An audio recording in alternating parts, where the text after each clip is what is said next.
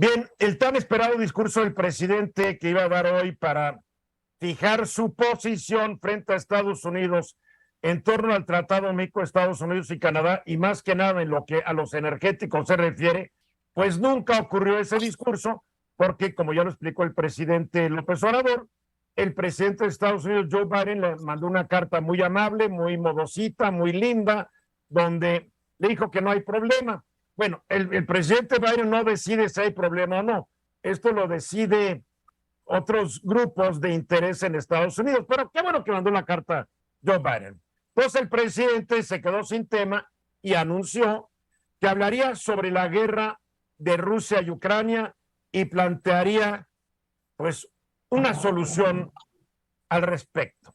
Y hoy ese fue su discurso. Entonces dijo, aquí está la propuesta. Cito al presidente. Se trata de buscar con urgencia un acuerdo para detener la guerra en Ucrania y lograr hacia adelante una tregua de cuando menos 5 años en favor de la paz entre todas las naciones para dedicar todo ese tiempo a enfrentar los grandes y graves problemas económicos o sociales que aquejan y atormentan a los pueblos del mundo. Dijo, grupos de interés situados en posiciones de poder gubernamental o económico se esmeran en conducir la política hacia el conflicto armado y una vez cometido este error, en lugar de enmendarlo, optan por profundizarlo sin que les importe el sufrimiento que inflijan a la humanidad ni el daño que causan a la estabilidad de las naciones y al bienestar de las sociedades. No menciona cuáles son los grupos de interés. Yo le pediré al presidente que los identifique puntualmente para que juntos con él los condenemos. Entonces dice, de esa manera se originará la guerra de Rusia en Ucrania. Las posteriores sanciones adoptadas y el masivo envío de armas al país invadido, acciones que aportaron la confrontación en curso una dosis adicional de irracionalidad. Bueno, que el presidente no nos engañe y no trate de engañar a nadie. Esta guerra se originó por una sola causa. Rusia invadió a Ucrania. Punto. Cuando decía que no lo iba a hacer, el 24 de febrero decidió, pues que siempre sí, y entraron las tropas rusas. Ahí no hay de otra, ¿eh? Después dice algo que también me llama mucho la atención. Lo cierto es que nada o muy poco se ha hecho en ese sentido.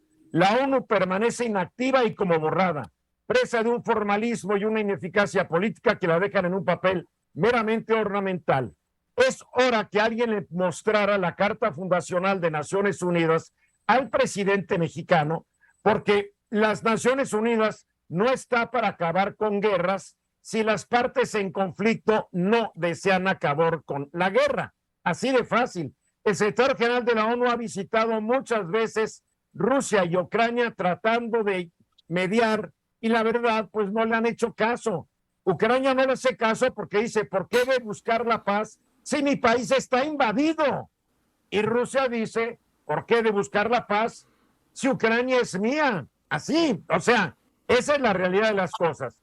Entonces, por otro lado, dijo que la invasión de Rusia a Ucrania es sin duda reprobable, y estoy de acuerdo con el presidente, y así México lo manifestó cuando la Asamblea General de Naciones Unidas condenó por una mayoría de votos, entre ellos los de México, la invasión rusa a Ucrania. Entonces, hay otra pregunta que si el presidente no tiene respuesta, yo se la voy a dar. Dice, por eso no podemos dejar de preguntarnos, fue que los gobiernos integrantes de la OTAN le niegan a Ucrania su ingreso a la organización en momentos cruciales. Señor presidente, se la niegan porque el señor Putin ha dicho que si entra Ucrania a la OTAN, quiere significar que todos los países miembros de la Organización del Tratado del Atlántico del Norte estarán en guerra con Rusia. Y los países de la OTAN pues no quieren tener una guerra directa con Rusia. Por eso no han dejado que Ucrania entre a la OTAN. Y no lo habían dejado porque desde hace tiempo, señor presidente López Obrador, Rusia había advertido que se podría armar peor bronca si se aceptaba a Ucrania dentro de la OTAN. Entonces dice el señor presidente que él va a promover que se constituya de inmediato un comité para el diálogo y la paz, el cual estaría integrado, si se acepta y hay voluntad de participar de los posibles mediadores por los jefes de Estado de la India y el Vaticano, así como por el secretario general de la ONU. A ver, no entiendo por qué invita al secretario general de la ONU si ya dijo que no sirve para nada. El Papa Francisco no creo que participe, a duras penas puede caminar. Y el señor primer ministro de la India, el señor Modi, hoy estuvo con el señor Putin y le dijo, oiga, ya párale la guerra. Y Putin le dijo, no le voy a parar la guerra.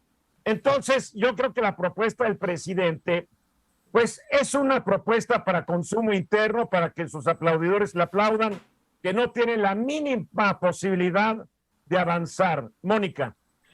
Básicamente coincido contigo, Eduardo, sobre todo por la cuestión de que los intentos que se han tratado de hacer no han funcionado. También está el tema de Turquía. Turquía impidió que Ucrania entrara y se puso muy necia cuando entraron Suecia y Finlandia a la OTAN. Entonces creo que como bien lo dices, sí es para consumo interno porque no hay un análisis geoestratégico serio por parte del gobierno mexicano.